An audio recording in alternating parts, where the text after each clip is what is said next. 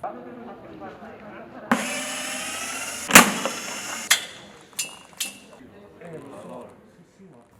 standing at the Podium, and here we've been inspired by the opening exhibition of the Prada Foundation 7 years ago, Serial Classic, that was conceived and curated by Salvatore Settis and Rem Koolhaas.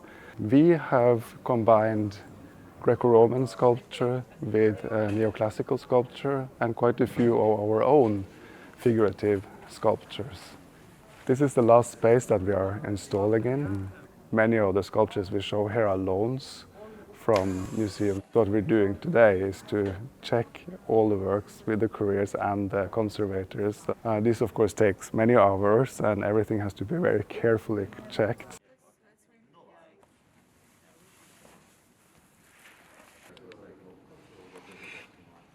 We are trying to find connection points between how masculinity is presented today in recent times and in ancient times. Here you find sculptures that depict moments of dreaming, of hesitation, of expectation, sometimes of isolation, even of fear, of loneliness. It's a very different depiction of masculinity than that we often see around in the world. You can think of the Podium as a public square. It has these transparent walls.